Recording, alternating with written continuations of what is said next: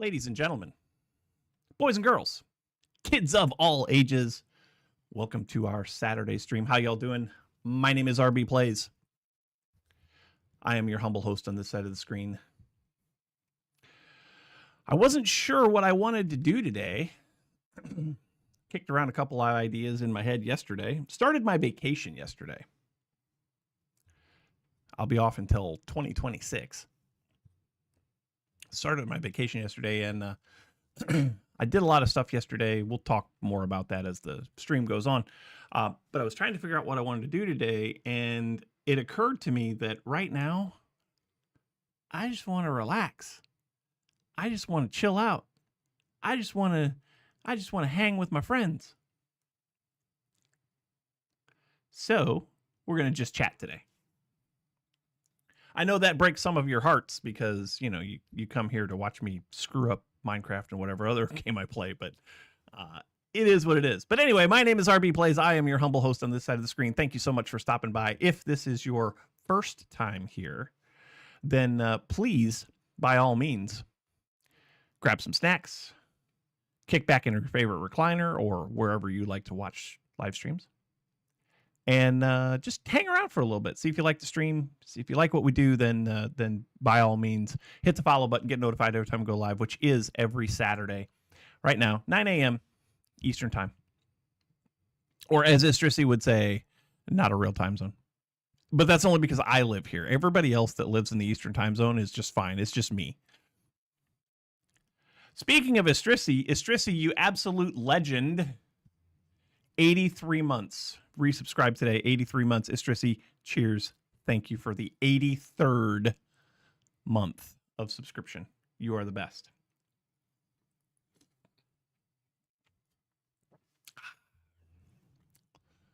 He did that 6 hours ago, but we got to call it out. Anyhow. So yeah, today is yeah, you know, Diamond, I probably do need to fix that. Diamond Anvil's watching over on YouTube right now. I didn't put it in, I didn't change the category. I've got it set as gaming, and I don't know if I care. I don't know if I care. I could probably do it. Can I do it? Can I do it without? I think I can do it without too much effort or too much. Public category. Just it's people and blogs on YouTube, which is weird. YouTube is very weird. Oh, change settings have changed. Yay. Can I do that over here? Yeah, I can do that here. Category. Just chatting.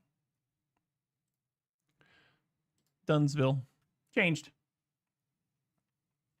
So it's weird, Diamond. You posted that message over on YouTube. I posted a couple of test messages. Man, words are hard this morning. I posted a couple of test messages over in the YouTube chat as the stream went live. They didn't show up in my multi-chat thing, but yours showed up just fine. So, win, I guess. Win, I guess. Y'all, I gotta tell you. Istrissy wants to slap me. Yeah, that's so like I know that the chats went to the YouTube chat, you know, welcome to the stream, grab some snacks, enjoy your conversation, but they are not in my multi-chat over here. But your comments, just chatting category, and I see your chats here, are in my multi-chat thing over here. And Istrissy wants to slap me for some reason. He's so abusive. He's so abusive.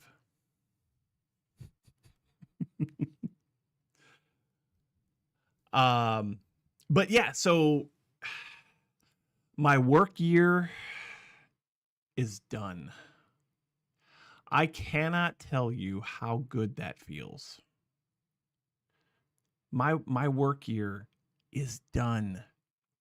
I don't go back to work until January the 5th. Oh my God, it's a Mogi. It's a Mogi Moog. Good to see you, buddy. So yeah, I'm done working for the year. I stockpile. I get 5 weeks of vacation. I stockpile all of my vacation. I took one vacation day this year, and that was to go see the Metallica concert back in June with the kid. I stockpile all of my vacation and I save it until the end of the year. So I have 24 vacation days that I have to use now, and I am going to use the piss out of them. With one exception. So I had to take that trip a week ago. I had to take that trip to Roanoke, Virginia to put on some training up there. And I still don't have the charge on my travel card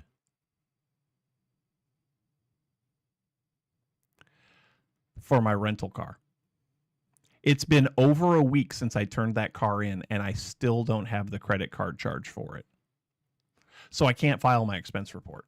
None of it's my money. It's all corporate money, right? It's a corporate travel card and all that. But I can't submit it until I get that stupid receipt.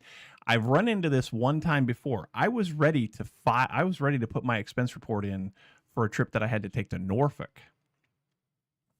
And I waited and I waited and I waited for my hotel charge to show up on the credit card statement.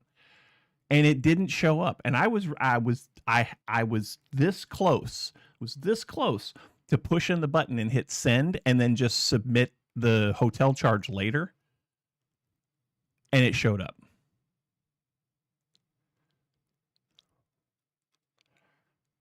I'm ready to, perhaps if I commit to just submitting my expense report now, then it will show up.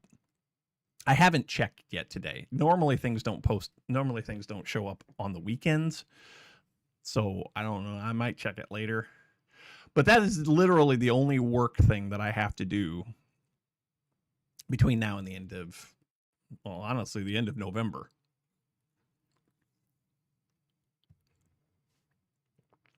Is submit a roughly $500 expense report.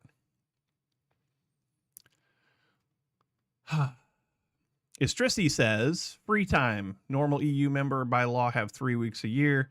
Denmark, you always have 5. Yeah, well, so U.S. doesn't believe in time off or paying its employees or fair practice laws or livable wages. Or yeah, I mean, that's fair. That's fair. It's taken me a long time to get where I am. By the way, if I seem a little more illuminated today, this light on this side, it's an old desk lamp. It's an old desk lamp that we've had for years. I came into the studio today and it was dark. Normally I leave that light on all the time. That light is on 24/7, 365. I came in and it was dark and I was like, whoa, what's going on? The light bulb had burned out. I had forgotten the light bulb that was in it. It's an old compact fluorescent bulb. You can't even buy those anymore. So one of those little curly Q compact fluorescent bulbs, it finally gave up the ghost. I've probably had that light bulb in there for 10 years. Probably. Okay, you can get them. Exactly. But I probably had that bulb in there for 10 years. And it gave up the ghost. So now it's got an LED bulb in it. So if I seem a little bit more illuminated, normally I have a 40-watt bulb in there, and all I had was 60s. So, it seems fine though. It seems fine.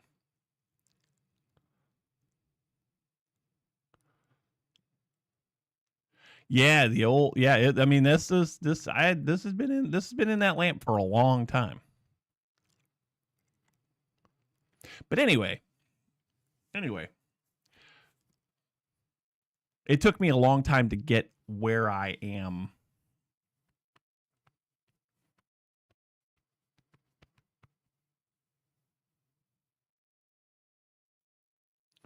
Get an LED. Yeah. I would like to. I would like to get.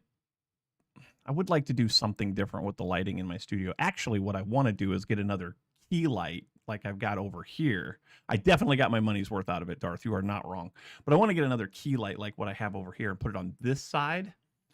And this one bounces off the wall. I want this one to bounce off the wall too, and it will more evenly light the area. You can see that, down the center line of my face, everything on this side is darker than on this side, right? So, yeah. Anyway, it took me a long time to get where I'm at. I make a decent wage. It's not where I want to be, and there's a whole story around that I could go into, but I won't, because you never know who's watching these things, and I have some animosity about a promise that was made that has not been delivered on for over 2 years. But when I went into management, I was a craft electrician. I was 5 years in.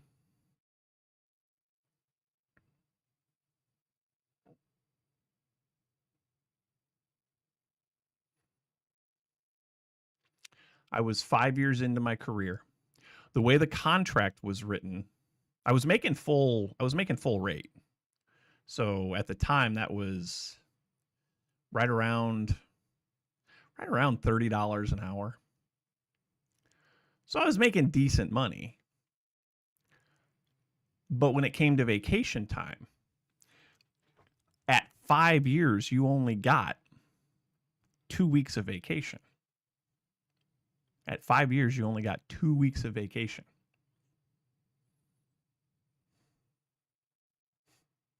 We'll get to that in a minute, Mogi. You didn't get your 3rd week of vacation until your 8th. That's 8. 8th year. You got your 4th week at 17, and you got your 5th week at 25. When I went into management by default, if you have 5 years of service, management by default got 5 weeks. So I went from having 1 week or 2 weeks to 5 weeks, plus personal days. From day one in Denmark, you have 5 weeks fully paid. Yeah, like I get it. But I took a pay cut to go into management. I went from making $30 an hour to annually making about $6,000, $7,000 less to go into management. But I got all that extra vacation time. Plus, I got quality of life.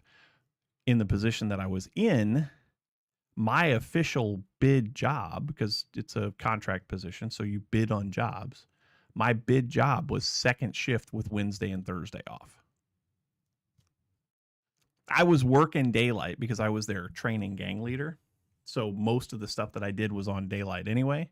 And because I was working 5 days a week on daylight, I took the weekends off, and, that was fine. But my official bid job, the job that they could force me to at any time that they wanted to, was 2nd shift, Wednesday, Thursday off, meaning that I'd go in at 3 o'clock and I'd be working until 11. Today, I'm number 5 on the roster. If I had to go back to my tools today and start working on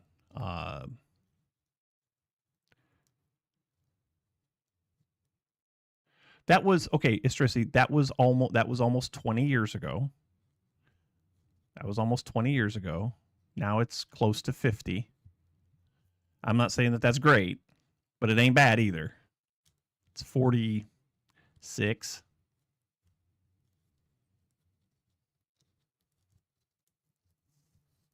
I think it's 46. But anyway,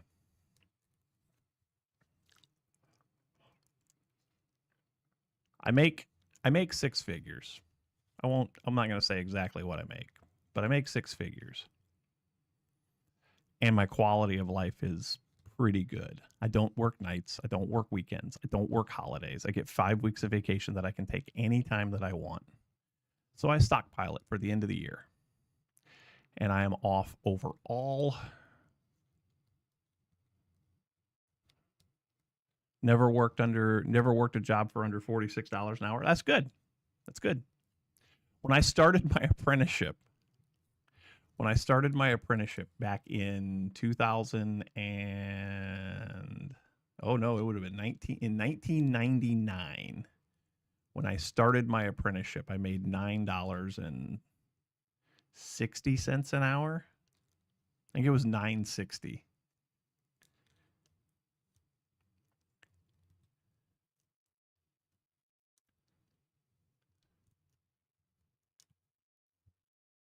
I don't live in Timbuktu. There you go, Diamond. You've never worked. It seriously says he's never worked a job for under $46 an hour, except for this one. Yeah, all of my moderators are kind of like unpaid interns.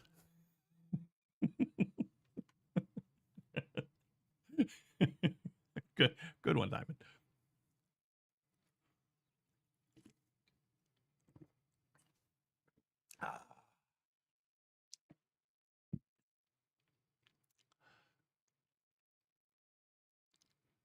$24/7 paid for doing nothing. See, that's where I want to be. I want to be paid to do nothing. I want to be paid to do nothing. Can I get paid to do nothing, please? It's coming. That day is coming. So in 2 years, I will be eligible to draw my pension. But I can't stop working in 2 years, so I'm not going to draw my pension. Got a long ways to go before that. I did the math. I can retire officially 100% with no deductions on my retirement earnings. I can retire January the 2nd. In order to qualify in order to have a qualifying in order to have a qualifying month for railroad retirement, you only have to work 1 day that month. So, as long as I work January the 2nd, 2034. Nope. 2035. 2035. As long as I work January 2nd, 2035, I can retire with full railroad retirement benefits.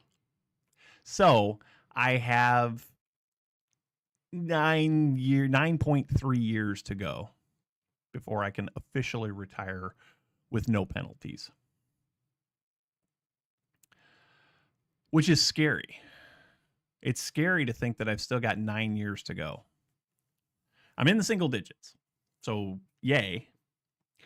But I got 9 years to go, and in 2 years or less, the ownership of the railroad that I work for is probably going to change.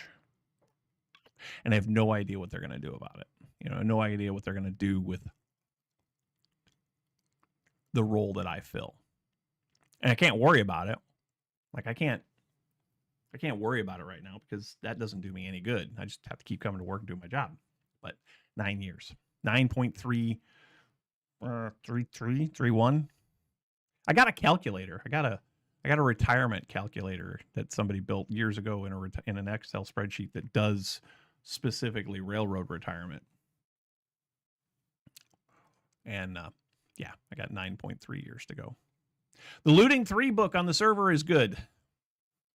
Yeah, exactly. I'm not going to worry about it because I can't do anything.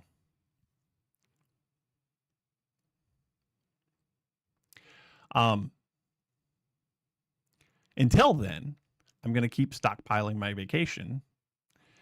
I'm on vacation usually towards the end of the week before Thanksgiving every year. And I'm on vacation until after New Year's. Technically, I'm supposed to go back to work on January 2nd. But January 2nd is a Friday this year. And our director said, you better not come to the office on January the 2nd. Just wait till the 5th. So I can do that.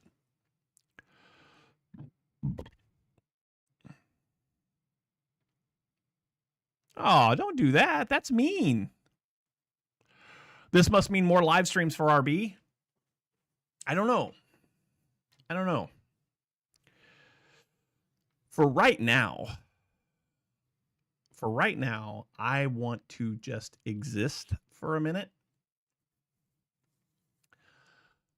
You guys have been following me all year. And I think most of you know that this year has been turbulent for me. We'll call it turbulent. And so right now I just want to exist. I'm trying to just do things that I really need to do or really want to do. I like to live stream. I like to hang out with you guys. But there are so many other things that I have not been able to pay attention to over the course of this year for various reasons that I want to just do it. I just want to do the things. I did nothing yesterday except for work on the brand new table saw. I got it all tore apart. Cleaned it up real good on the inside. I still have more cleaning to do, but cleaned it up real good. Lubricated all the moving parts. So far the only defects that I've found on this table saw is the tabletop is 3-piece granite, which is heavy, by the way, but it's a 3-piece granite top. It looks like a table saw that's clean. Not quite. And where the three sections come together, there are two seams, right? And those seams are not level. So I have to level that. I haven't done that yet because I've got the top off of the saw. So I'm not going to level it. I'm not going to get all that stuff dialed in until I get it back on the saw. So I've got to level that. The throat plate, it appears to be aluminum. It's probably cast, and it might be cast aluminum. Is not in the best of shape. Either it suffered a kickback, or somebody dropped this table saw. I think it seems fine, but one of the rails that the fence rides on the back edge was bent. So I took it into the fab guys at where I work, and they were able to get it straight. Like, it looks really good. So that part's fixed. Then as I was taking it apart, I noticed that the lift mechanism was real hard to operate. So I figured lubrication. So I bought a can of WD-40 dry lube. So on the throat plate, hang on, I'll just go get it. Hang on.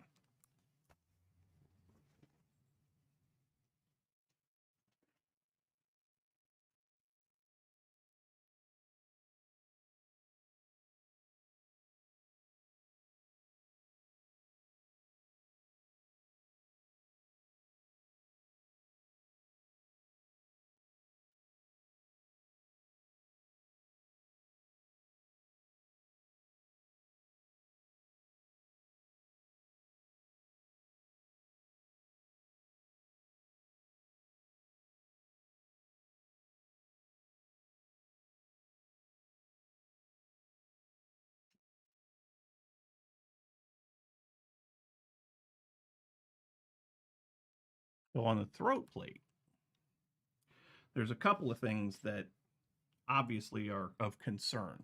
The first one is this giant hole over here. That is not, there's not supposed to be a hole there. But then if you look at it, I think you can see it from that angle. It's bent down in right there where it's broken. So I'm going to have to replace this. I did find one on eBay. It's not terribly expensive, or I can just make one. I can just make one out of plywood. You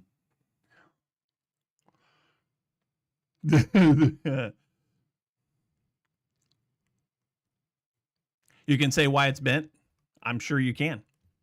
Somebody was cutting something that they shouldn't have been cutting, guaranteed. But anyway, so that part needs to be replaced. That's the only part that has had to be, well, I take that back. There's also one other piece that I had to replace, and it was 2 cents, 3 cents maybe. When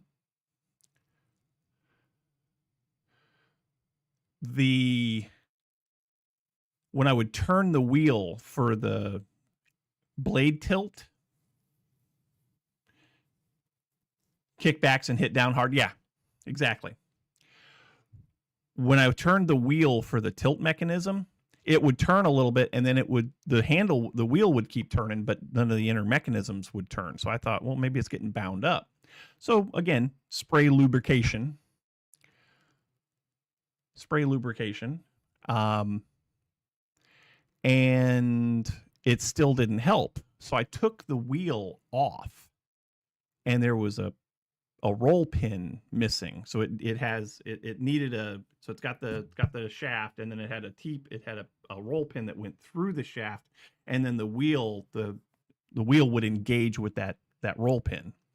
So it made like a T-fitting, and the roll pin was missing. It was sheared off. So I went to Harbor Freight, and I got one of the multi-packs of different size roll pins. This one was the 3/32 roll pin, 3 millimeter.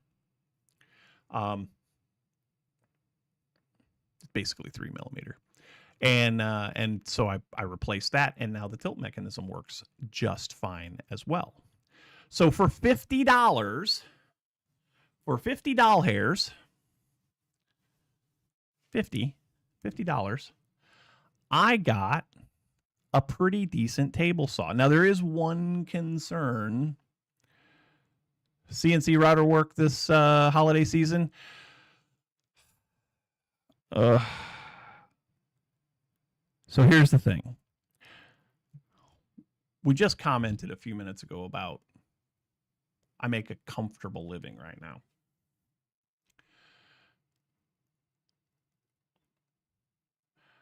I don't have a lot of money to spare. I have access to a CNC router,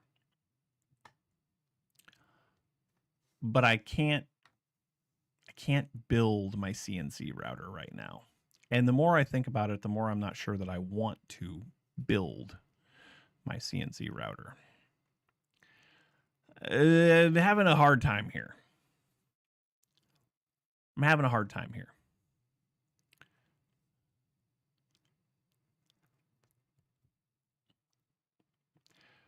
I had an opportunity. Well, I had a request.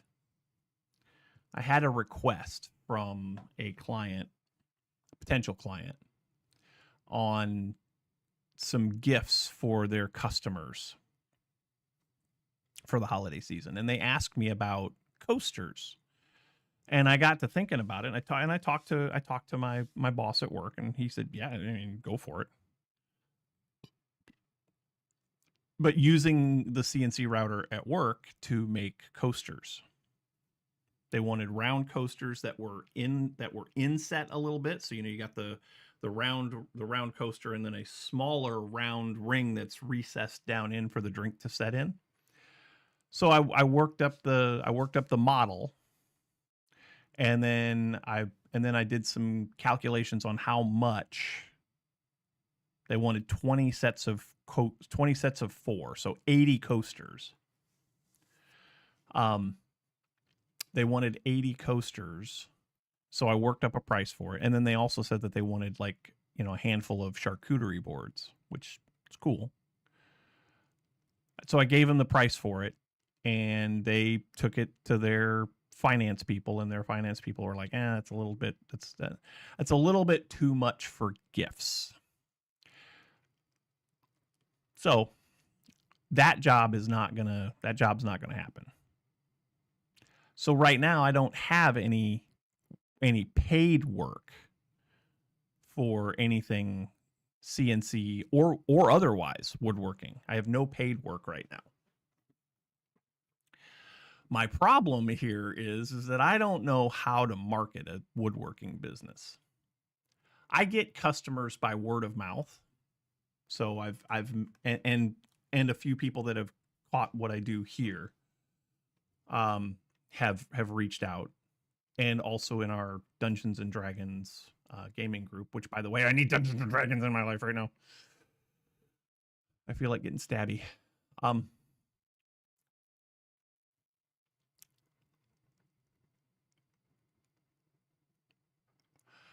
Yeah, like that's the other thing, you know. I'm sure that others would love for me to do work for them, but the price point that I have to give to buy the materials and make a little something on it, you can buy the thing on Amazon for way cheaper than I can make it for. It's gonna be cheaper. It's not gonna be quote unquote legacy or heirloom, but you can buy it cheaper than I can make it. And I don't know, like, I'm not gonna get into a bidding war with Amazon. There's no way that that's gonna happen. Or Etsy. I looked at coaster packets on Etsy, and you could get coasters for $8. I can't make them for $8. A set of 4? I can't make a set of 4 coasters for $8. I don't deal in that kind of volume.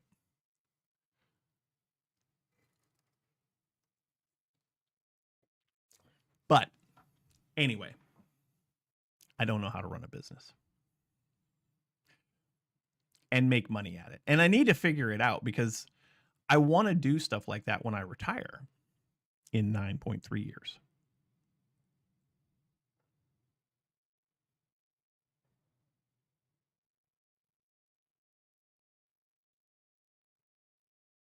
Yeah, so a lot of countries' import laws are weird.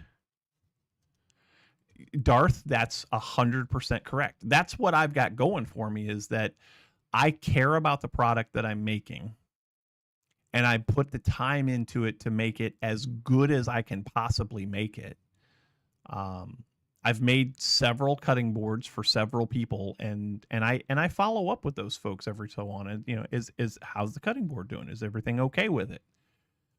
You're not going to get that from anybody else, not Amazon or Etsy or any place like that.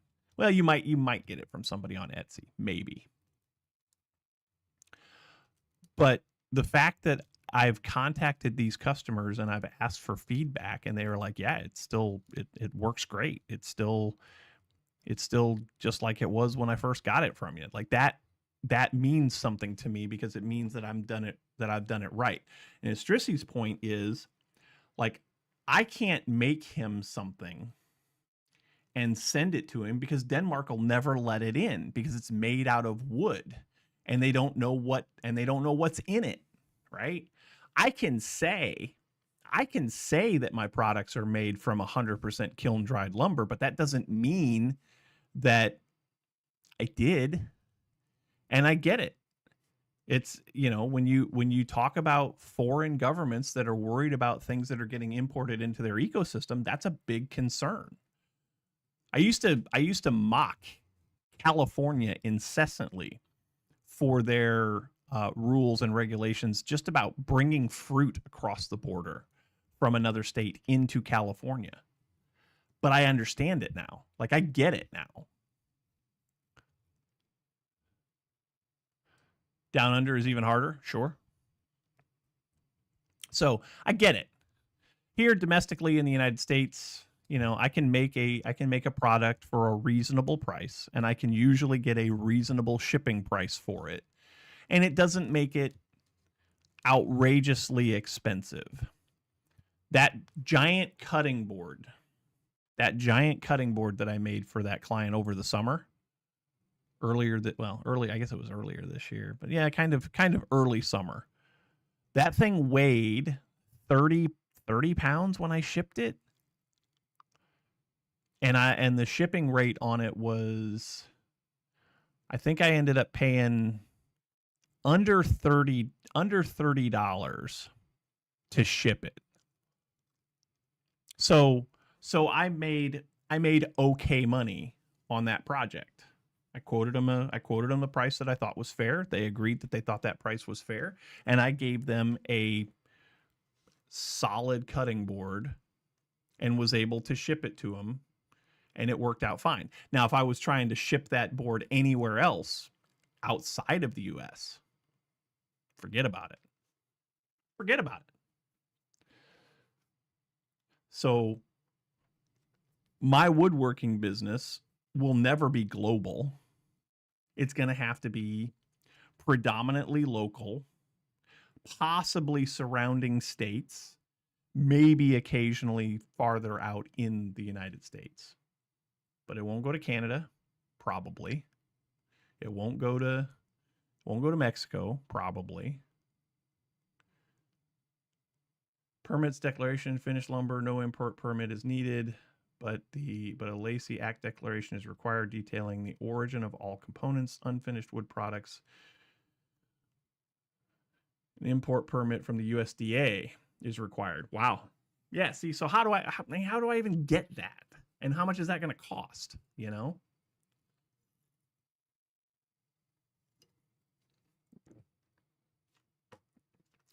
were we talking about? We were talking about the wood shop. We got talking about CNC stuff.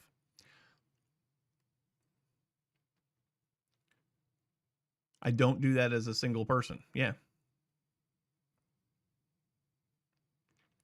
Well, does this mean that I will dip my toes into DMing a D&D campaign? I've thought about it. I got a couple of little ideas rattling around in my head, but they're all ideas for long-term campaigns. And I don't have enough created yet to do a long-term campaign. So could I do a one-shot? Yes, I could do a one-shot.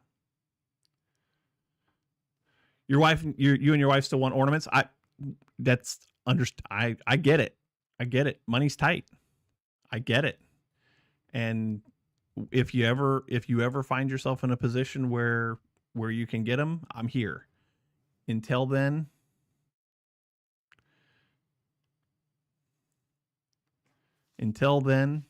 don't worry about it. It's all good. Just get started. The rest will follow. You're free the 24th and 25th of December. I am not. Those 2 days, I am not. So online with you as a player, Estrisi, man, I don't know if I could handle having you as a player at my table. I just don't know. The players will absolutely blow up all of my planning. I know. I've been a player. I've been a player for years.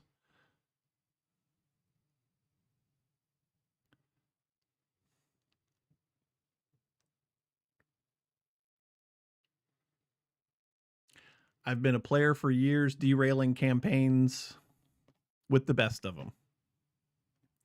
But yeah, like there's a part of me, I haven't DM'd a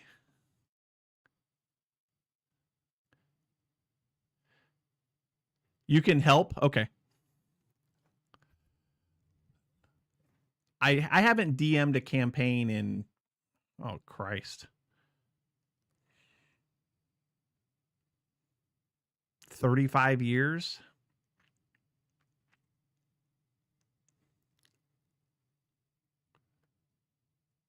You used to GM White Wolf games a lot. Cool. I used to, I ran a I guess it would be, I guess it was third ed. Third ed? No.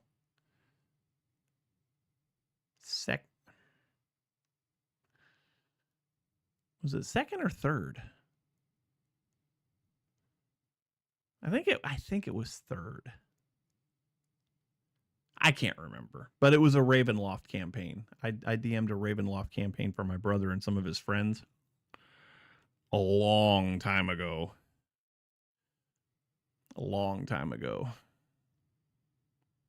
Late 80s, early 90s, probably early 90s.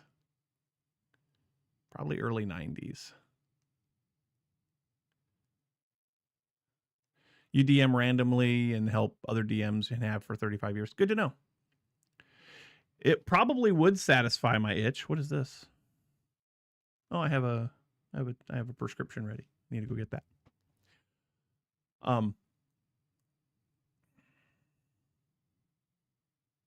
I feel like I could be a good storyteller. I feel like I could get my characters immersed in the campaign. Like, I'm not Matt Mercer good, but not Brennan Lee Mulligan good. Actually, you know what? Let's talk about this for a second. How many of you watch Critical Role and are actively watching Campaign 4 right now? I started watching Critical Role during the pandemic. Well, yeah, just prior to the pandemic. So early 2020. And I got real into the way that Matt Mercer tells the story. A lot of people don't like Matt Mercer, and that's fine. I don't know how I feel about Matt Mercer as an individual, as a person, or whatever, but I know he's a hell of a storyteller. And I also know that the people that he plays with are very close friends of him, and they'll do anything for him, and they'll say anything for him. But they truly seem to be immersed in whatever world he creates.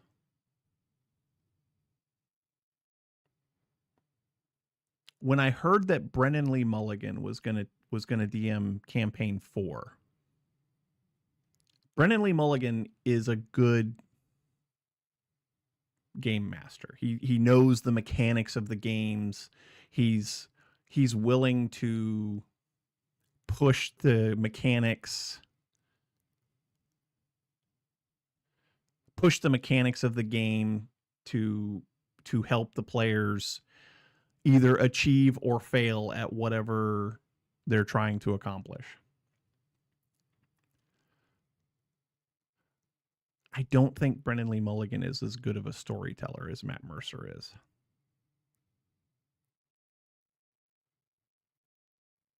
I feel like he's a good game master. I feel like he's a good DM.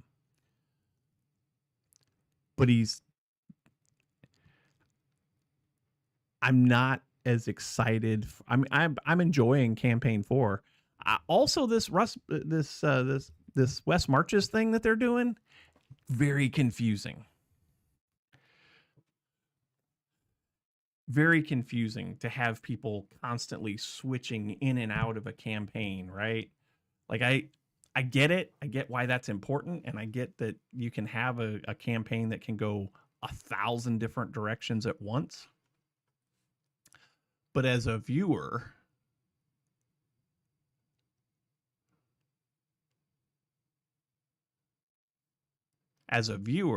it gets very overwhelming. As a GM, you don't care if the player rolls a 1 or a 20, if they can just say the best way of how to do things. Sure. I mean, obviously, when it comes to dice rolls, a natural 20 and a natural 1 statistically are about the same result, right? But they are catastrophic failures or amazing successes, right? I don't care what the difficulty rating is for a task. You know, if you've got something that is just absolutely like, if you've got something that is absolutely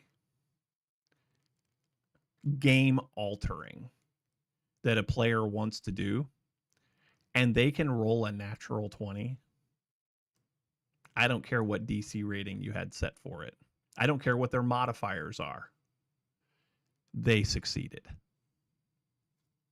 They succeeded. Or if they roll a natural 1, then they failed catastrophically. I believe in mixed results. This all or nothing thing. The one thing I do like that Brendan Lee Mulligan does is he tells his players up front, if you roll a 10, you're going to get this. If you roll a 15, you're going to get this. If you roll a 20 or higher, you're going to get this. You're going to get everything.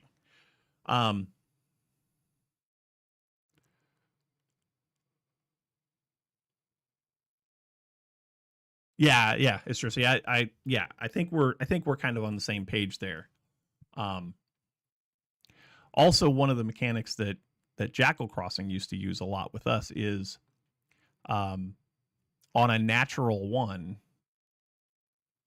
you didn't necessarily fail, but there may have been an outcome that was not desired. I'm kind of the opinion that if you do something where you have a natural 1, you know, a quote unquote catastrophic failure, and there's another player character in the, like, so let's say you're taking a bow shot and this bow shot would be amazing, and you roll a natural 1, and then you have another player within range of the target that you were going for, I'm going to have you roll a d20 again. You roll a natural 1, I'm going to have you roll a d20 again. And if you roll a d20 that is equal or greater than the armor class of the player that you were trying to miss to hit the target, you hit the player. And you're going to do damage to that player. Because think about it. How many times in history has there been a friendly fire scenario? Oh yeah, sure. You roll a d20 if you fail, and then you roll a d100 to see what's going to happen. Sure. Would you get sneak attack damage? Ooh. So if you were trying to capitalize, if you were a rogue and you were trying to capitalize on sneak attack, then yes, you would do sneak attack damage. Because that player character doesn't see it coming. If the I'll tell you what, and this would actually complicate things a little bit, but you roll a natural 1, so I have you roll another d20 to see if you hit your companion. If your companion can succeed on a perception check, then no, you would not do sneak attack damage. It would mean that your companion that you're going to hit would have to make a roll, or if their passive perception is just through the roof, then maybe I'll say no sneak attack, because they saw it coming. This didn't have maybe a dexterity saving throw to have it. You know, nothing's called friendly fire. It's all unfriendly.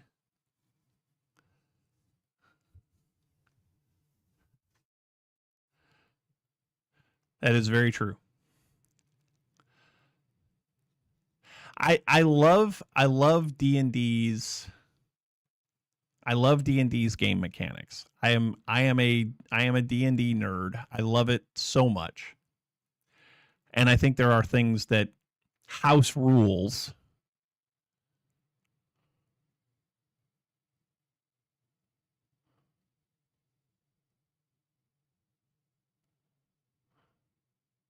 Yeah, okay, sure. D&D is bad, AD&D is good. I refuse to acknowledge that statement with anything other than disdain. AD&D is good, D&D is good. They're both good.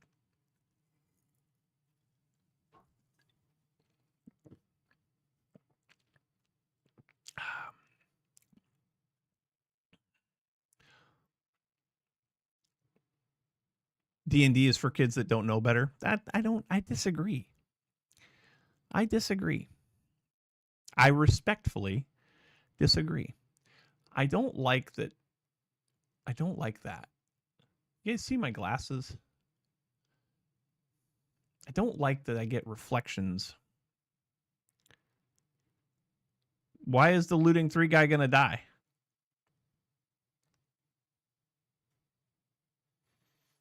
Why is the looting 3 guy gonna die? Don't kill the looting 3 guy. Do not kill the looting 3 guy. Because I told you that D&D is good. That, you know what? That's petty. That's petty. You're going to kill a Minecraft villager because I said that D&D was good. That's just petty. That's just petty. So yeah, hold on a second. Hold on.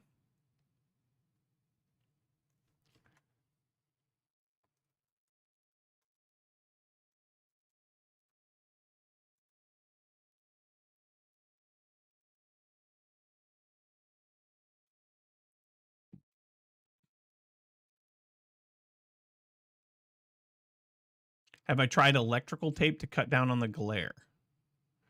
No. No, I have not.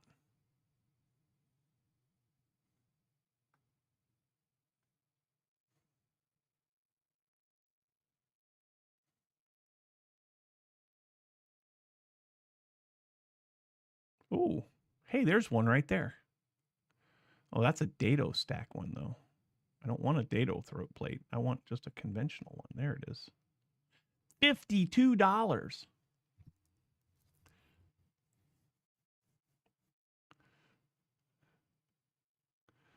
There's good and bad everywhere. Yes.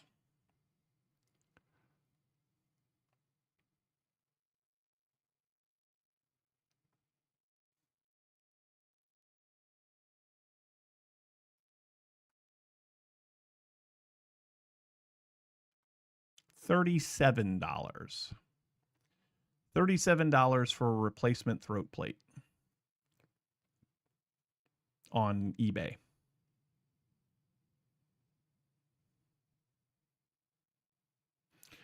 This, I don't think this is aluminum. I think this is just cast. It doesn't look like aluminum. I wonder if I could.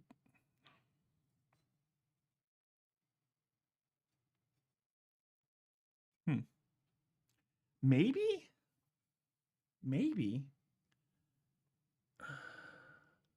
I don't know. It's got some heft to it. It's got some heft to it. I don't have a magnet in here. I don't have a magnet in here.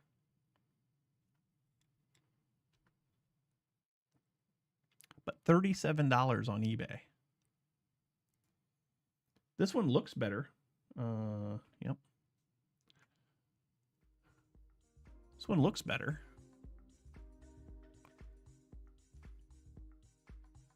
Is there a stamp on it? Not that I could see.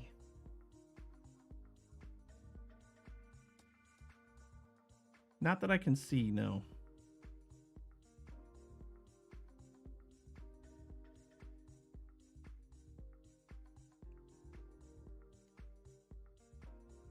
Yeah, not that I can see. I need to finish cleaning it. Because if I'm going to make one, which is also a possibility. Yeah, I looked all around it. I didn't see. Yeah, well, I wasn't looking at the top. I was looking at the bottom.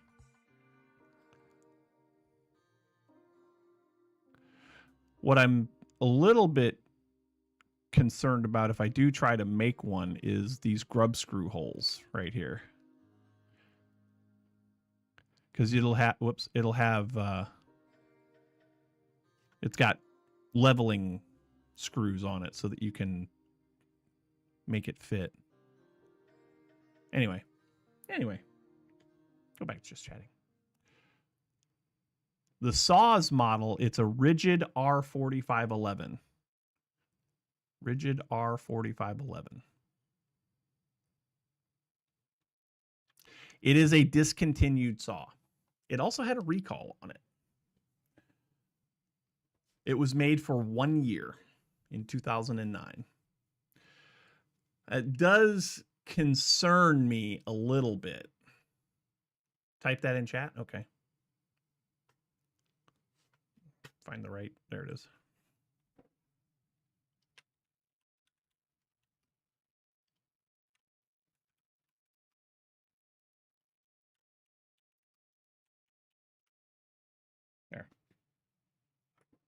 There.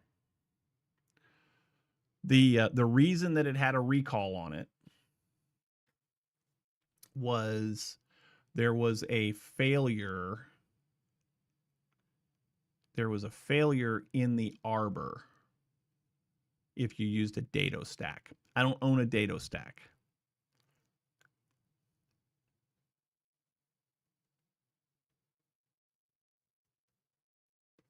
So I'm not too concerned about that. I did have to doctor up the arbor washer. It was a little snug on the shaft.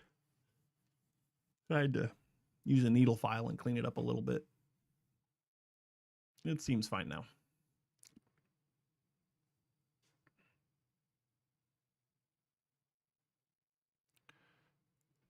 Yay, it changed. Yay.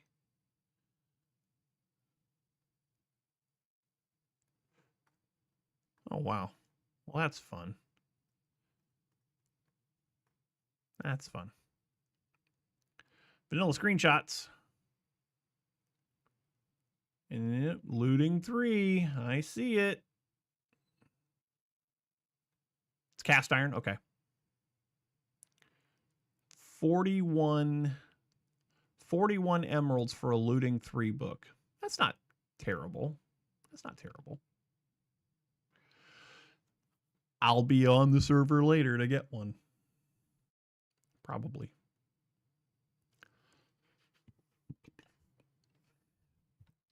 So yeah, the table saw is coming together nicely. Today I'm gonna finish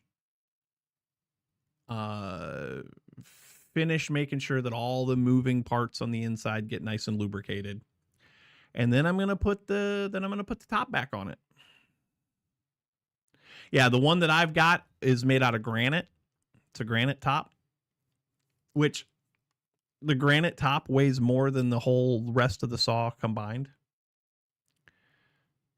Like I can kind of pick up the saw and move it. I can't pick up and move the top.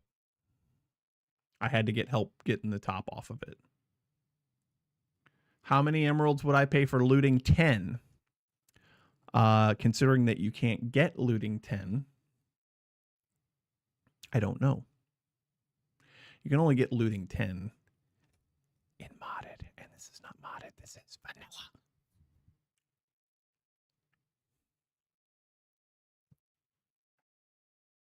vanilla. But yeah, I'd like to get the table top back on the saw today. Get it all leveled up and make a couple of test cuts with it. Get it all leveled up, get it all dialed in, you know, make sure that the miter gauges, the miter slots are parallel to the blade, make sure that the fence is parallel to the miter slots, etc., etc., etc., etc. You know. You know. You know. I did see there is a let's remove all the things I can make emeralds from. That's mean. That's just mean. You know, I built a sugarcane farm in my base last night. I just wanted a nice, simple little project, so I built a sugarcane farm in my base last night, and it was peaceful. It was tranquil. It was fun. I had a good time, and it was no pressure, no stress. And right now, no pressure and stress is exactly what I need in my life. And a new throat plate for my table saw.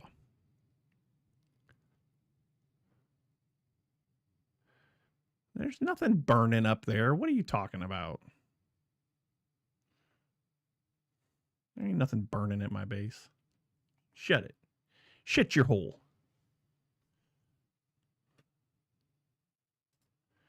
You just be quiet, mister.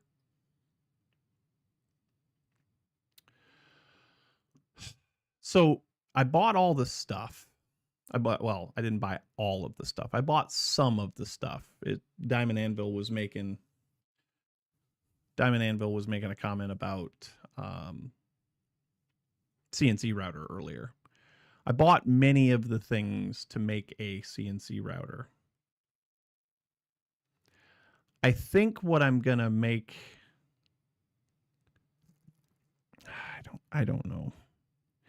So I bought the Raspberry Pi stuff to control the CNC router, and it's not going to be powerful enough, so I have to replace that. In the meantime, I've got some very large linear rails and bearings that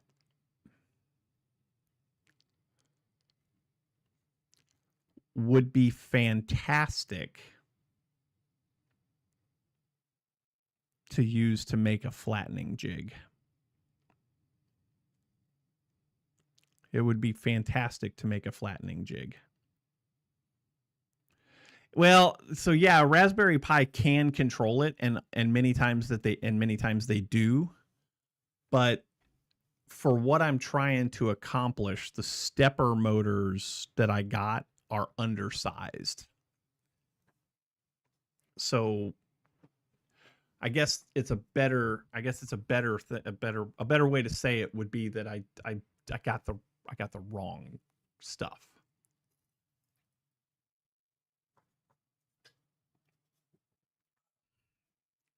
I guess that's a better way to say it.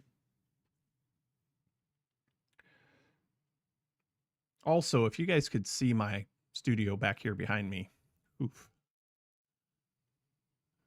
The monsters need to be better geared. Why do the monsters need to be better geared?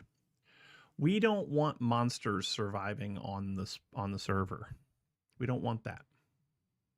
That's bad. Monsters are bad.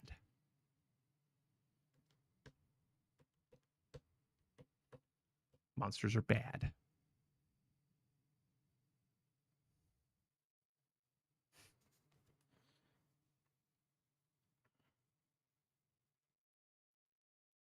You're going to give them diamond gear? Perfect.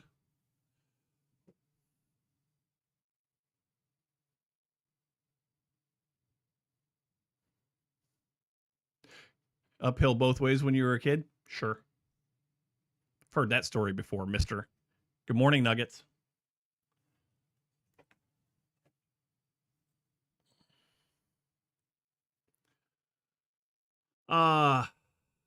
What else is there to talk about, you guys? We talked about vacation. We talked about my new table saw.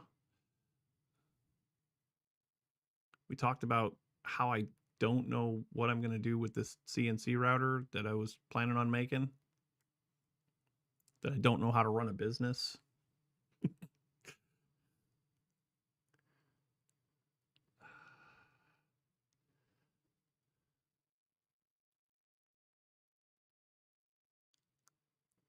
Which pie did I get? Hang on a second. Let me grab it.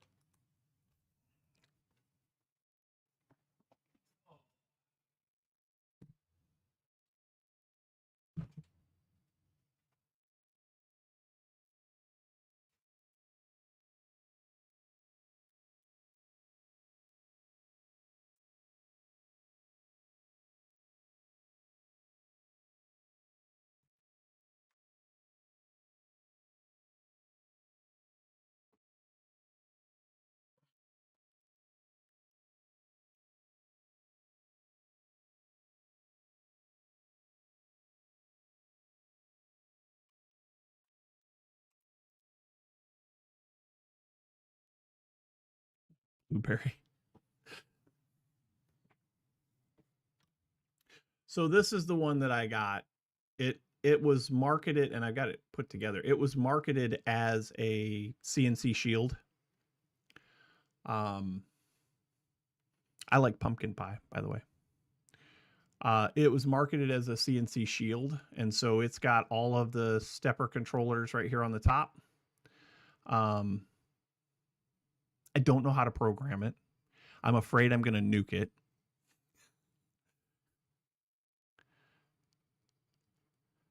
But then as I've been looking around, there's other ones that all I got to for $80. It's all set. All I got to do is hook it up.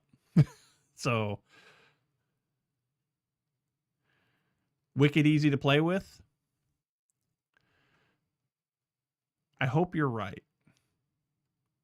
I don't even know if this thing works. I've had this for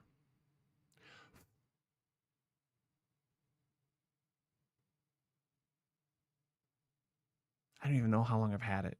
2 years? I don't even know if it works. I can only assume that it does, but that's not a guarantee. It's not a guarantee at all. It'll work. And then this is the stepper motor that these are the stepper motors that I got. And I feel like these are undersized. These are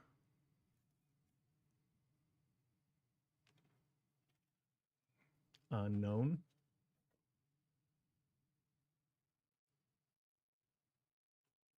I don't even remember what NEMA rating these are. You've been awake for 7 minutes and you already want pie? I want pie too. I've got to get stuff to do our pie. Thanksgiving. Thanksgiving is next week, y'all. For us.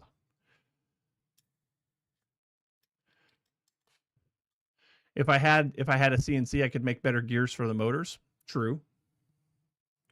So here's the thing. I have access to a CNC. I have access to one. It's just not mine.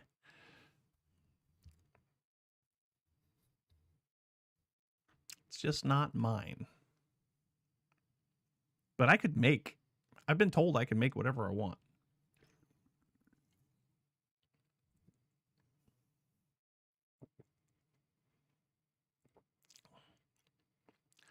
Feel like you just need to restart the day again? That's probably, I mean, you've only been up for 7 minutes. You're not going to lose that much if you just start over. CNC a new throat plate out of aluminum. I could do that. As a matter of fact, the aluminum that we have isn't the right size. So I'd have to get a bigger piece. So we've got stock aluminum that we use to teach people how to weld aluminum. But so it would be wide enough. It's just not long enough. The pieces that we have would be good this way, but not this way. So I'd have to get something different. You're going to work on Black Friday and make $40 an hour? That's pretty good.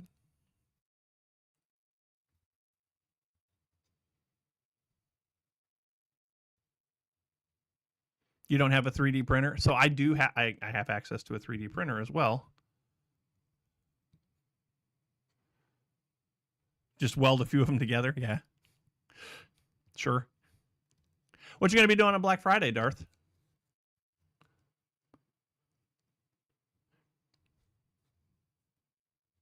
Is this for your full-time job, or did you find something part-time for that day?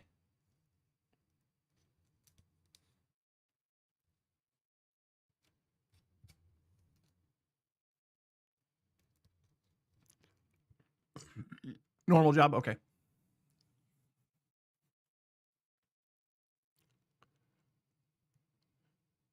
Okay, sure. Hold on. Nope. Hang on.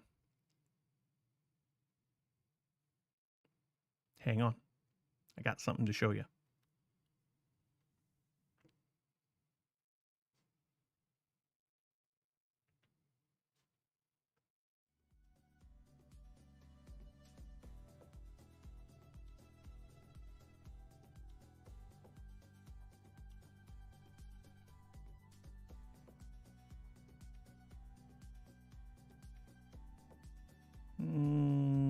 get that later.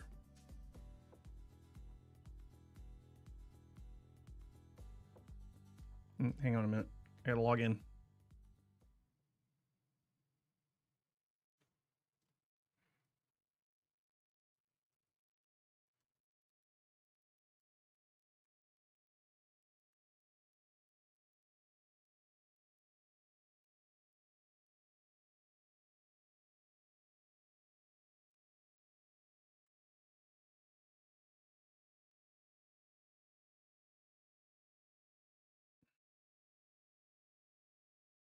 Hold on.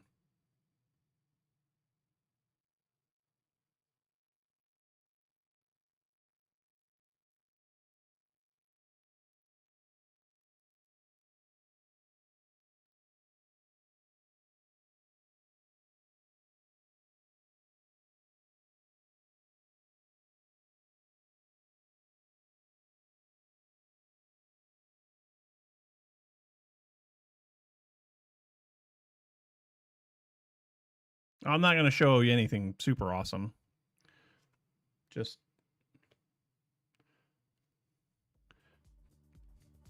I'm at my house right now. And this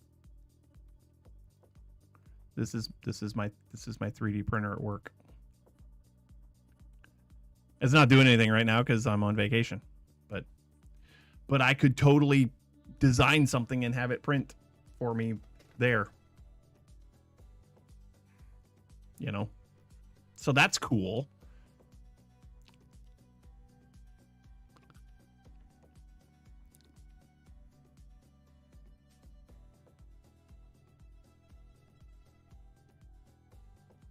I should be able to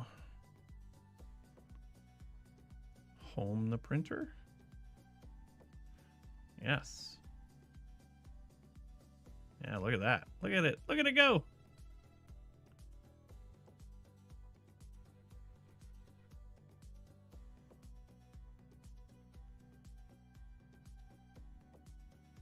I have a farm and I own the house next to it. Okay, cool.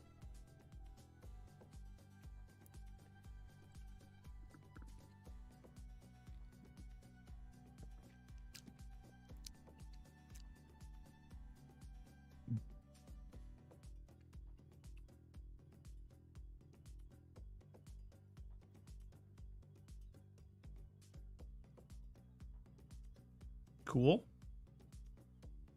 Bamboo Labs. X1C.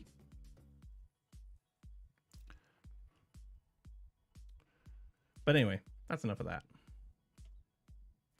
That's enough of that.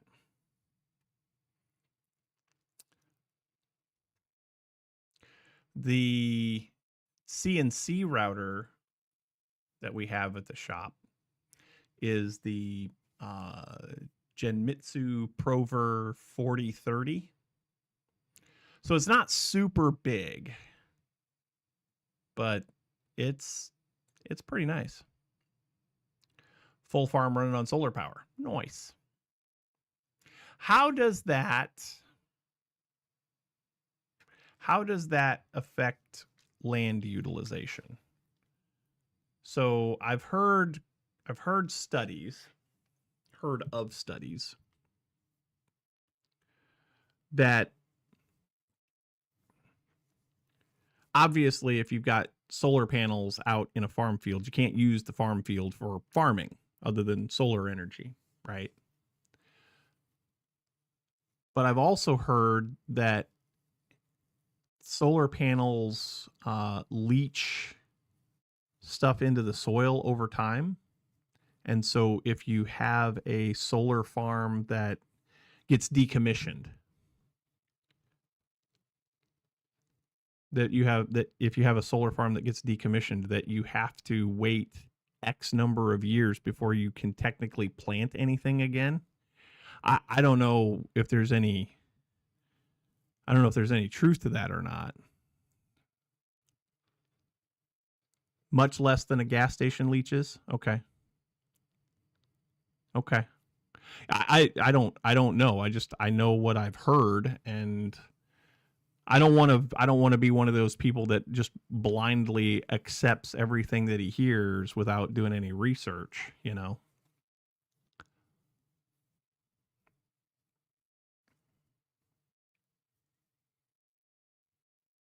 I guess when we went to my boss and we had to go to Roanoke together there the week before last, and we were driving up through. I think it was in North Carolina. Pretty sure it was in North Carolina. Might have been as we crossed over into Virginia. I don't remember for sure. The thing I don't like about solar farms is that they take up so much area, right? I looked out my window because the solar farm was on my side of the window or on my side of the vehicle, and falls into the same category as piles of dead birds under windmills. Yeah. Like for as far as the eye could see, it was nothing but solar panels, and it was ugly, but it was no uglier than a shopping mall, you know? Like, which is the better use of the land? If I build a shopping center, yes. So that's my question. We have tons and tons and tons of buildings.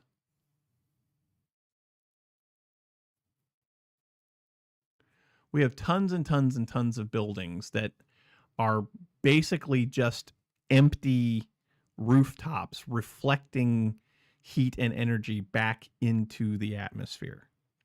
Why aren't we putting solar panels on rooftops instead of utilizing farmland? And Istrisi, that's a good point.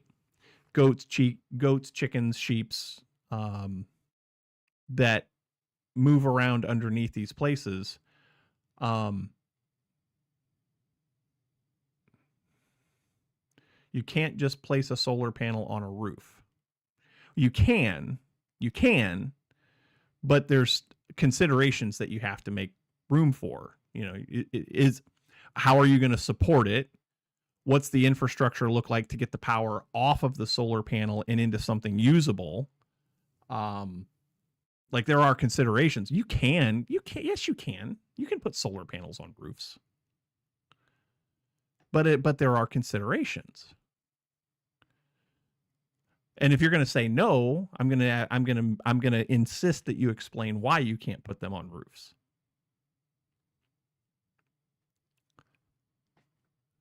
And maybe I don't know. Okay, that's what I'm saying. That you have to make sure that the building can support it. You have to make sure the building can support it. Which to me sounds doable. To me, that sounds doable. Is it going to make the building more expensive? Yes, for sure. Absolutely. But if that building, I'm not talking about rebuilding anything.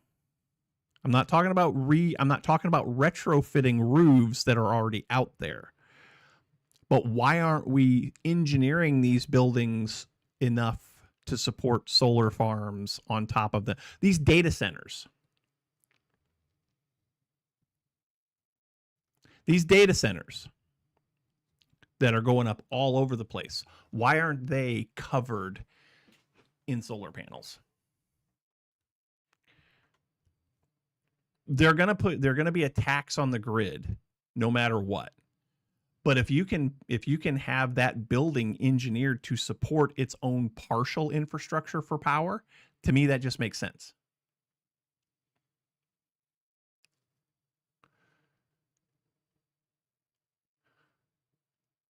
The problem that you're going to run into is that these businesses are like, I got to have this building as cheap as I can get it. There's your problem. Big box stores, yeah, shopping centers, big outdoor strip malls where you've got nothing but a sea. Well, that's good.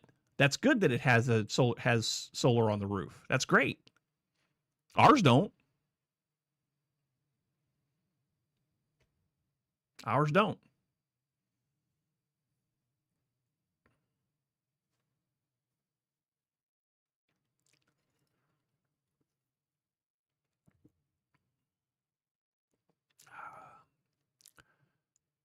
Warehouses, another perfect opportunity for solar.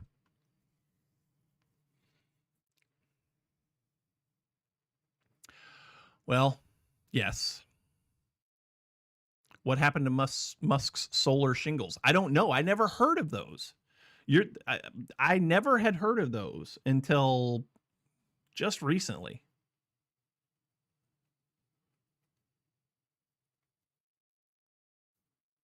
At least I don't think I did.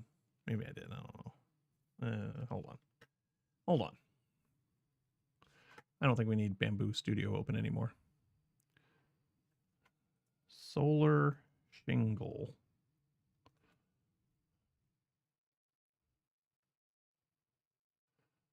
Suncatcher of Atlanta have solar, or there's the solar roofing experts.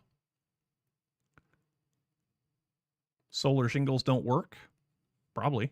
I don't know.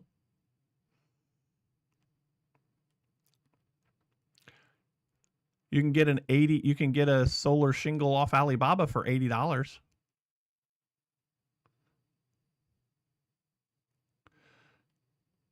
Make solar shingles close to the price of regular shingles. Okay.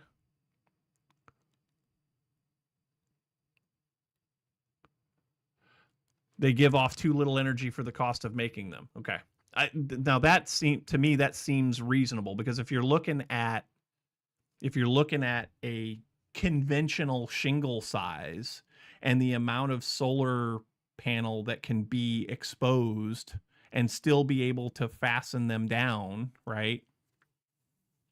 And then how do you tie them together? Like, how do you network them together to transmit the electricity off of the roof? Yeah, like that. To me, solar shingles don't seem all that efficient. Maybe they can be in the future, but right now they are not. They don't look like they would be. This solar shingle that I'm looking at here,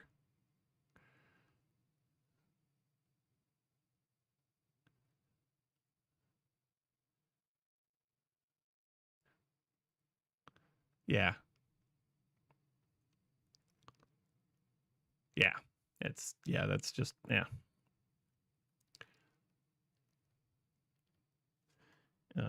Elon Musk solar shingle.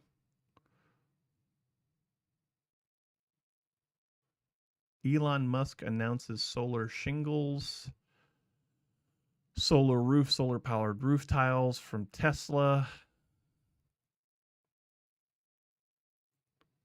When was this from?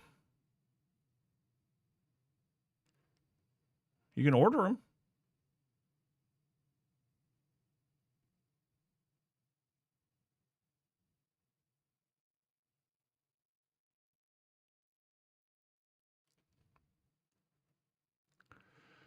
So there's a part of me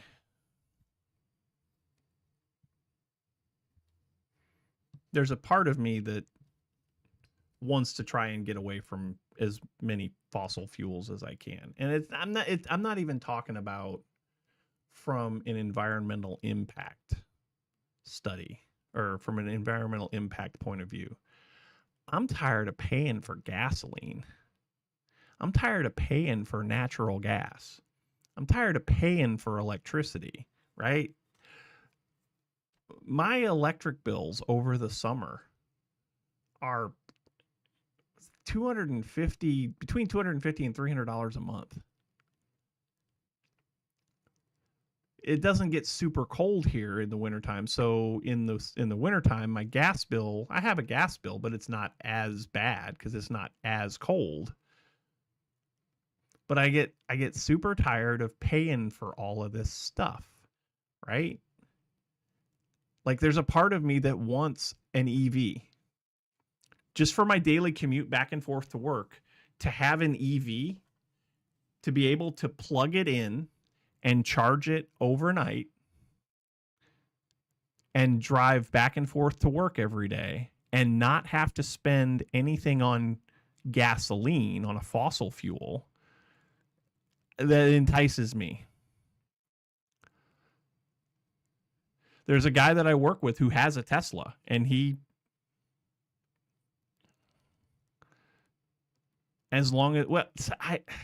I'm not going to get into that. I don't think Elon Musk is as evil as some people think he is. I don't think Teslas are as bad as some people would like us to believe they are. Tesla has done a lot to further the EV market. But also, they're a money grubbing corporation. Nothing to do with Elon. Just don't get a Tesla. So anyway, yeah, like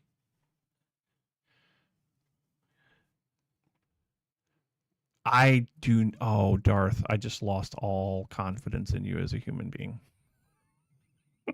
Darth, Cybertruck, no, no, say it ain't so.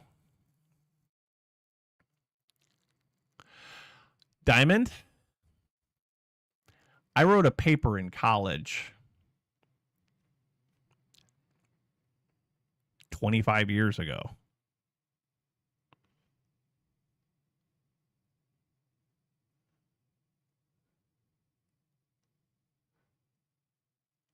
on nuclear power.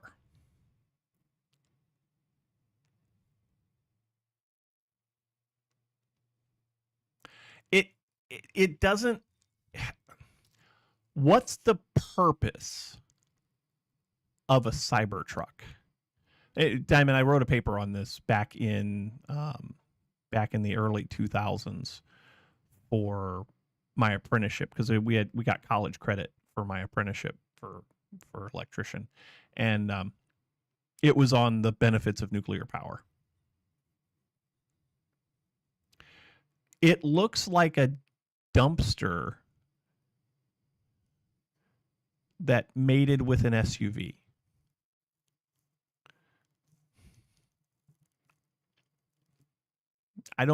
You're right. It looks like an armored vehicle, but it doesn't. I can't think of a use case where I'd be like, gotta have my Cybertruck. You know, for me, it's not about unless you're talking about Corvettes. It's not about the looks. For me, it's about the utility. A Cybertruck, like for me, Cybertruck doesn't check all the boxes. And I don't think they look all that cool. I'm sorry, but I just don't. And also, they're not very well built, from what I'm hearing.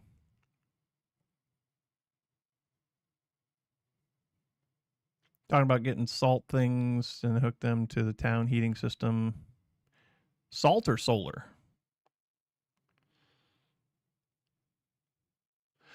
Owning a non-aesthetic looking truck that has the capacity of a 4-door Jetta. Yes. Like my wife and I had to go out the other day, and we were driving down the road and we saw a Cybertruck. They look so different from an F-150. They look so different from a Chevy Z Series. They just Cybertruck only costs $100,000. There's your other problem. It's $100,000. Is a Cybertruck $100,000?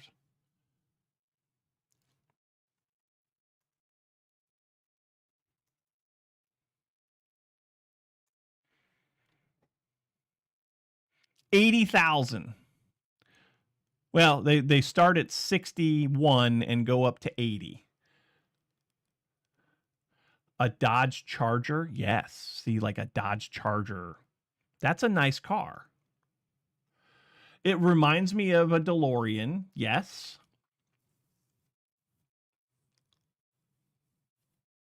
Maybe if you need a fancy trucker purse that can only fit a teacup. All right, we're not going to pick on Darth anymore. Looking on that. What is that?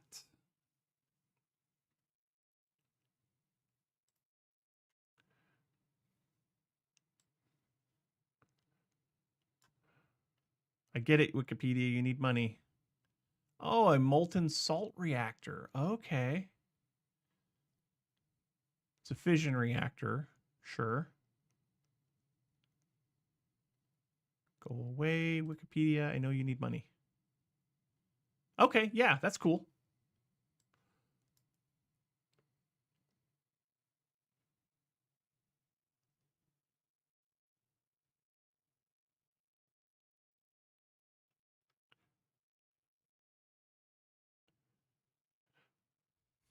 You have big shoulders.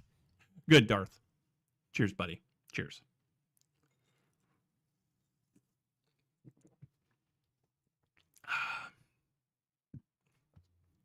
But anyway, I would like to have just for my daily commute back and forth to work, running errands. I would like to have an EV, and I would be fine if it was a Tesla. I just can't see spending the money for it.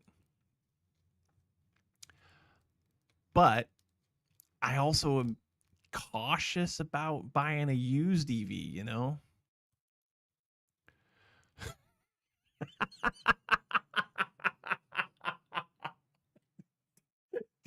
Damn it, Nuggets.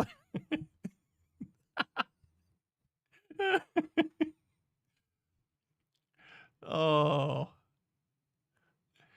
poor Cybertruck.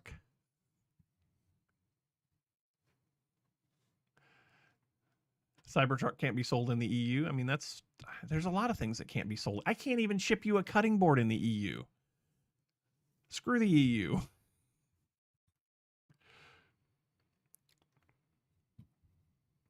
I want to, you know, so here is one thing that I just off and on consider every once in a while. There are some of you who have been supporters of this channel financially for a long time. Tell me you're better without telling me you're better. Some of you have been supporters financially of this channel for a long time, and that means so much to me. And there are times when I really want to do something for you. I would love to send anyone who has been a supporter of this channel something that I have made. But when it comes to somebody like Estrisi, I can't. Like, I cannot send him something that I've made because the EU won't allow it. Because I'm going to make it out of wood, and I can't prove where that wood has come from. I mean, I can prove where it comes from, but it's gonna be. You'll take a CNC router. No. If anybody's getting a CNC router around here, it's me. You know a thing you like? What's that?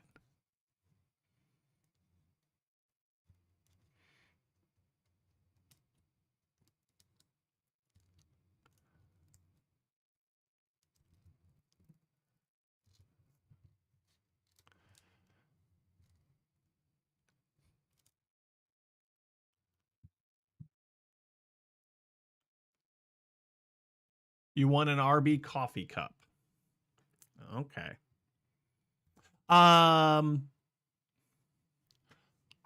The merch store changed. The merch store changed. I don't remember if it ships to the EU now or not. I got some notifications from the merch store a couple of weeks back, and I forgot to mention it. By the way, there's a merch store for RB stuff. But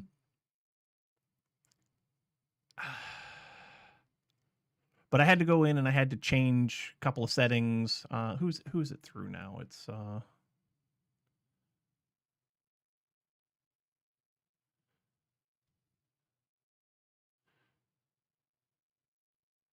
my store. Have you looked recently?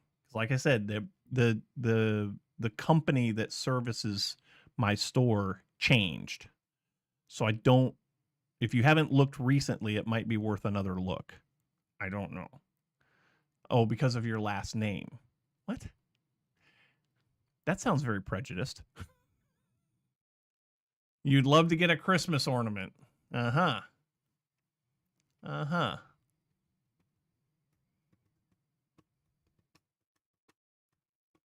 Hmm.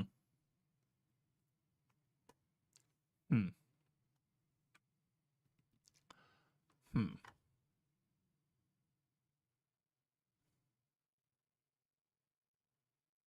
Cannot send. Oh, well, what? Can't you just put in some weird name?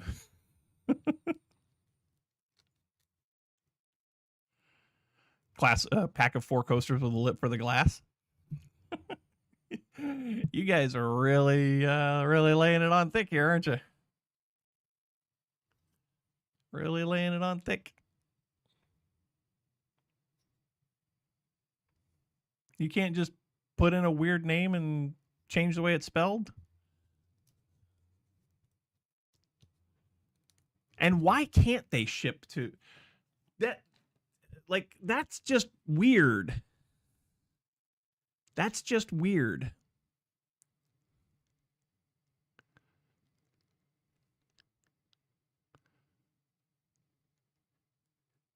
I mean, if that's how somebody spells their name, that's how they spell your system has to be able to recognize that and ship to people that want to.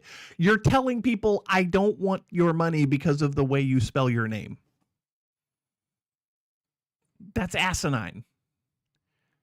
That's completely retarded. I know I can't say retarded. That's dumb.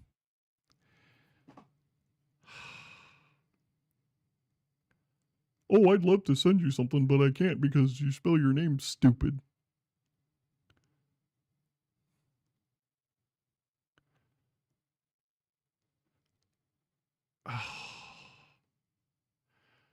Wow, you can spell it.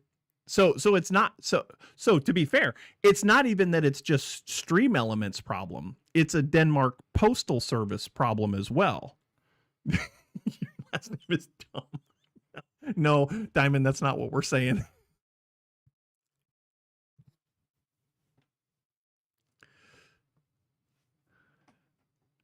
That's not what we're saying. I needed this today, you guys. I needed this a lot today. I really needed this today. Your last name is older than the US. Well, that's good to know. So shut it.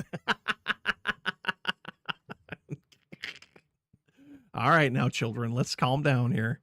Let's all get along.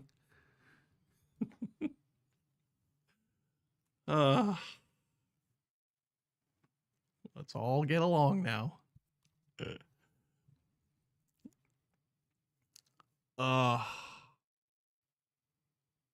Don't fight a fight.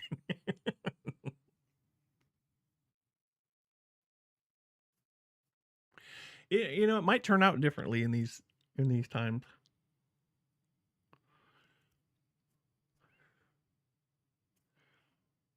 Why are you slapping me? Man. I'm not really picking my nose, I promise. I might have been a little bit picking my nose, but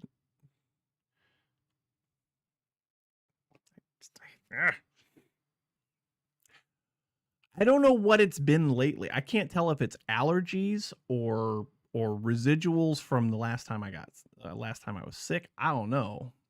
I feel like I don't know what it is, but you even stopped using PayPal because the safety is too low. See, how is PayPal safety too low? Do you know what I had to do? Do you know how many hoops I had to jump through to get my account verified with PayPal? Do you know what I had to do that? Like, it is over the top.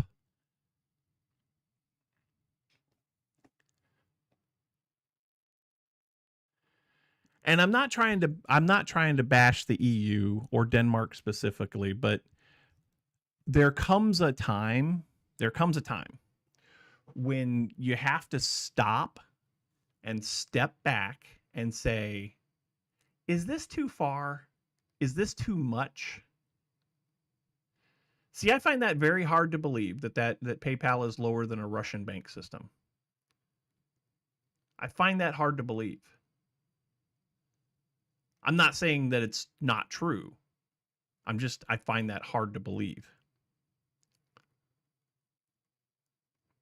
I guess maybe it could be. Honestly, it's a payment service. So here's the thing though. PayPal's not a bank. It's not a bank. They utilize a bank for their money transfers, but PayPal is not a bank. It's just a money exchange service. That's it. That's all it is. I use PayPal. I use Venmo.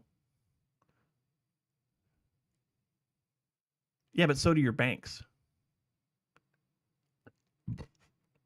You think if any...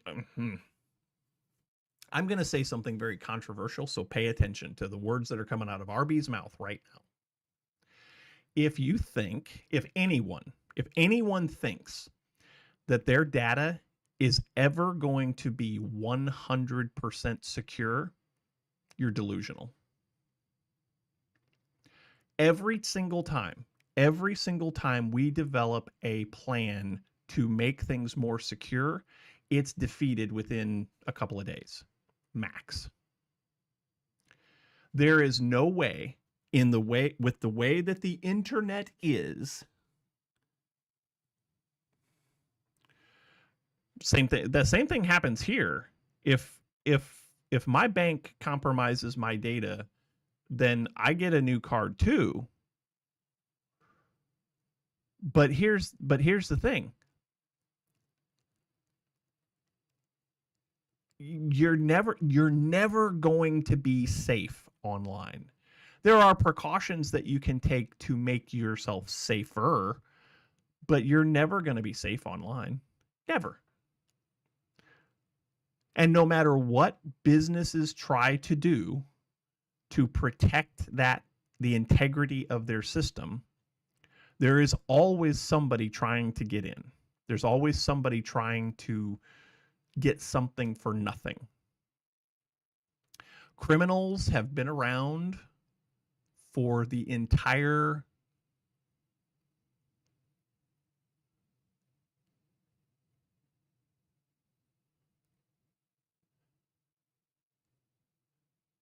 existence of mankind.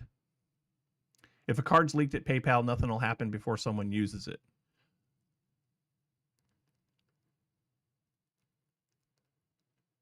That's probably true. That's probably true.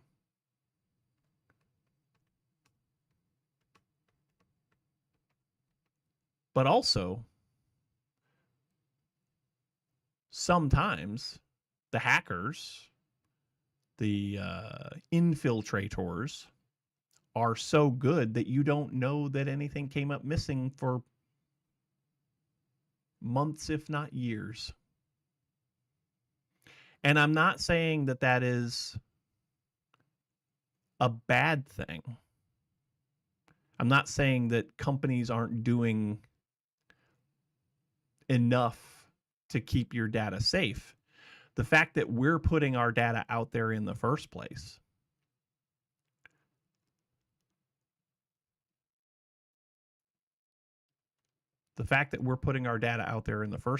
is naive. Do I want to see my identity stolen? Do I want to lose? Do I want to have my bank account cleared out? No. Has it happened to me? Yes. They've never cleared out my account. Look at the whole Facebook model. Crazy. Yeah. And to be honest, any place that's asking you, hey, do you want to store your credit card number for future reference? No, I don't.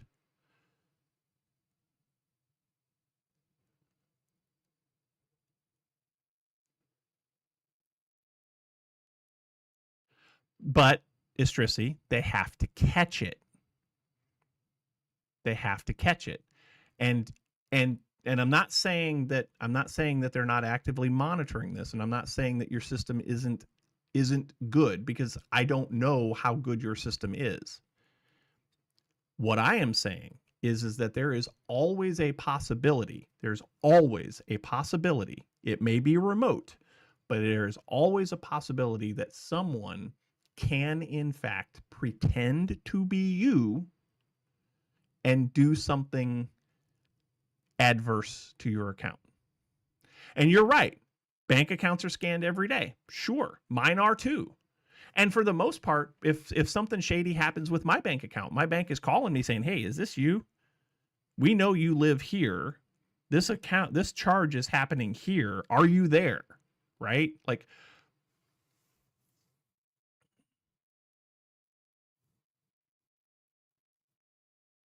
you read those as, do you want to save your credit card as future fraud? Yeah, exactly. There's always a possibility that a bad actor is going to gain access to your account and make it look like it's you. There's always that possibility.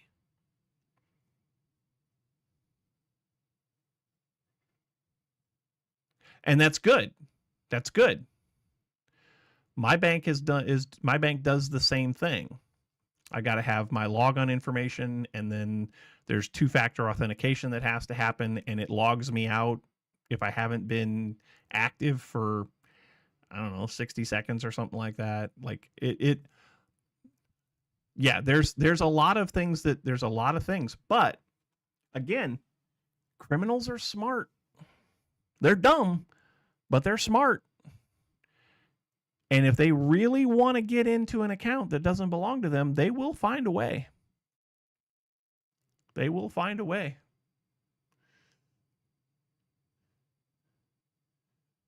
Dash VR says hello over on YouTube. Hello, Dash. Welcome to the stream. Don't mind us. We're just chatting here for a little bit.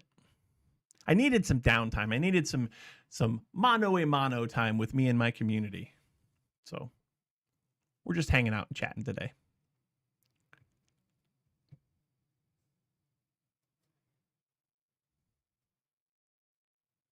Why don't you have the same problem here that we have?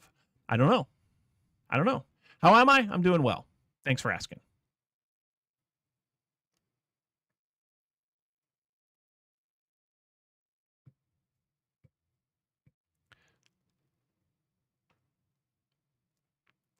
And are you sure you don't have the same problems?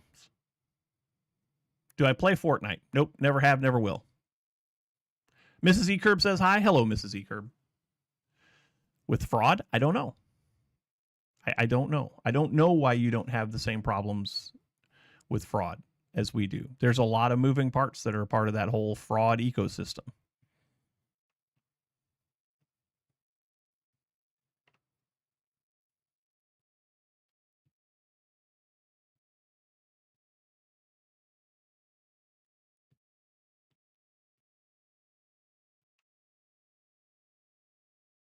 And that is very plausible. I'm not saying that you guys is I'm not saying that. What am I trying to say here?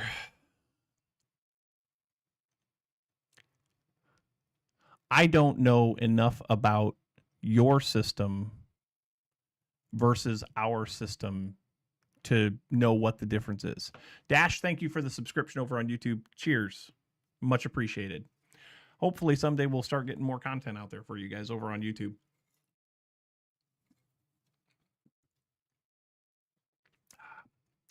Next week, since we're getting close on time here, next week we will be back in Minecraft, most likely. I'm not making any promises. I am also going to try to make a dedicated video for YouTube instead of just a weekly live stream. I'm going to try and make a dedicated video for YouTube. I'm actually going to try and make 2 videos. I'm going to try and make at least one for the gaming channel and at least one for the woodworking channel. Diamond Anvil wants me to stretch, so we shall stretch. Oh, I needed this. I needed this a lot. Oh my gosh. Oh, oof. Wow. That was a good one. Oh, that was a good one. Where's my mouse? There it is. Found it. I found it.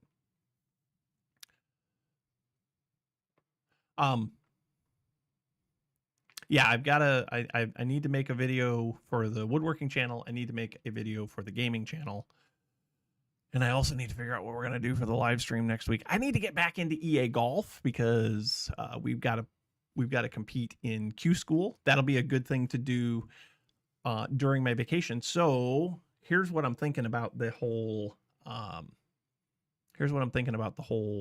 EA PGA Tour golf thing. Since tournaments are 4 days, I think maybe we'll do a round 1 on a Thursday, a round 2 on a Friday, a round 3 on a Saturday, if I make the cut.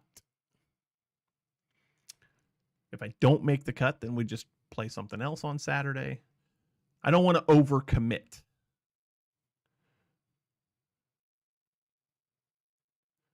You know, people that have moved here from the U.S. that can say how hard it is next to the U.S. And again, I don't know enough about your fraud and financial protection systems to be able to compare them.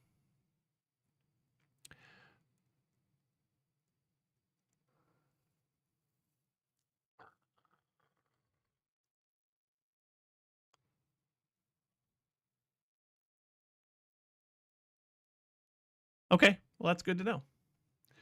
Trissy just said we have people that have moved here from the USA that even ended up on TV shows because of the system with the bank and mail system safety. Yeah, cool. That's great.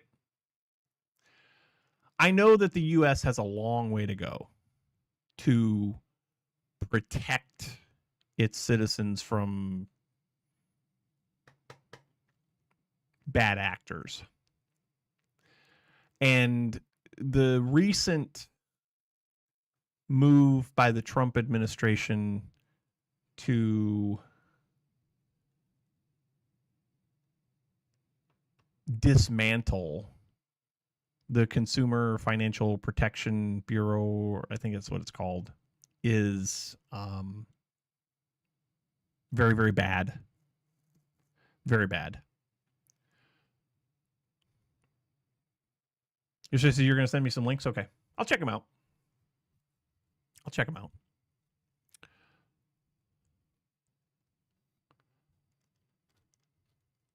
Day 2 of vacation is today. Well, technically, day 2 is Monday because vacation is only working days. Days that I would have normally been in the office.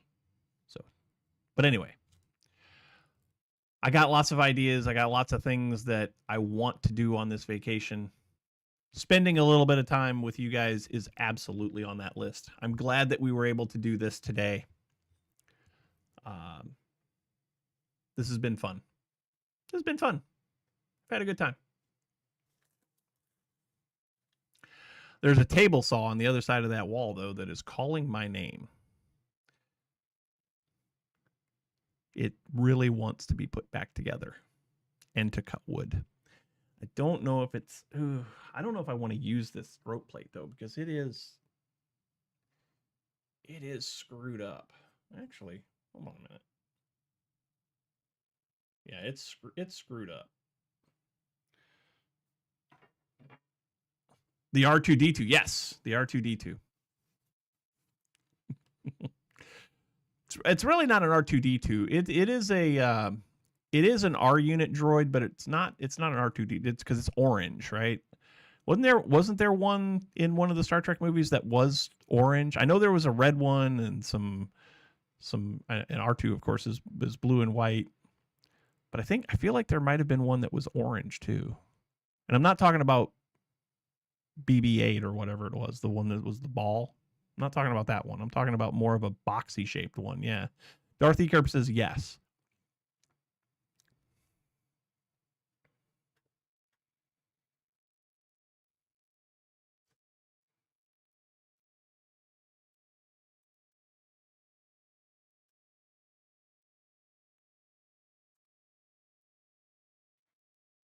Yeah, there's one. Yeah, there's one. It's an R3. Did I say Star Trek? Oh no. I am so sorry. Did I say Star Trek? I am an evil, evil sci-fi nerd. There was an R5. Okay. All right. Yeah. R5A2 was orange. Yep.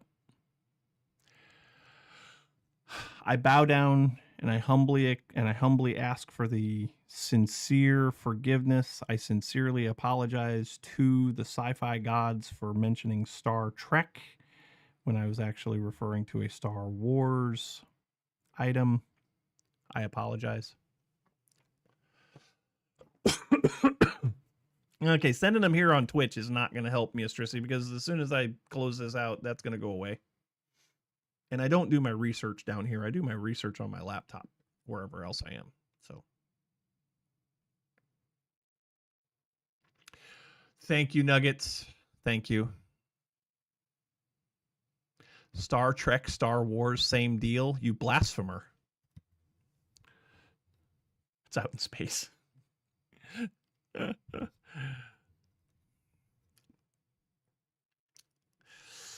Man, I could say something very controversial right here, right now, but now is not the time.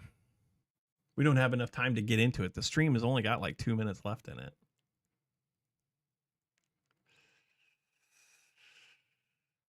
I could say something very controversial right now. Should I? Should I say it?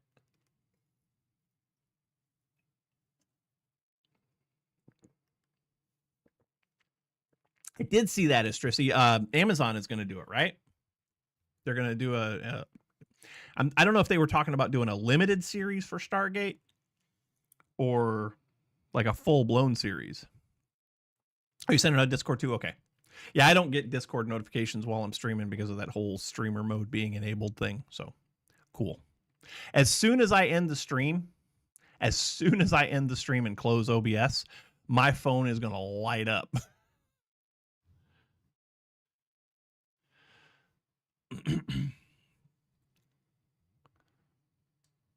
It's the same writers from the original. Okay. Nice. Nice. Same writers from the original.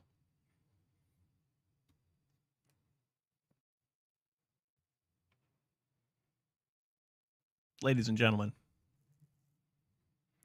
thank you so much for hanging out with me today. I really did need this today. When I got up this morning, I had a plan for the stream, and it was not... Producers are known to? Okay. I had a plan for the stream today when I woke up this morning, and it was not to do a just chatting session. I was going to do stuff on the vanilla server, but I was like, you know what? I don't want to do that. I really don't want to do that right now. I just want to sit and chat and talk about all the things and just be today. I just wanted to be today. So thank you for indulging me for the last 2 hours. I do appreciate it very much. If you like the stream, you know what to do. Hit the follow button, get notified every time we go live, which is every Saturday and possibly some more times over my vacation for the next 5 or 6 weeks. But every Saturday, 9 a.m. Eastern time, same bat time, same bat channel, every single week. We'll come back. We'll do this again next Saturday. You are all invited. But until then, Star Trek is better, and get off my lawn. Bye, everybody. We'll see you next week.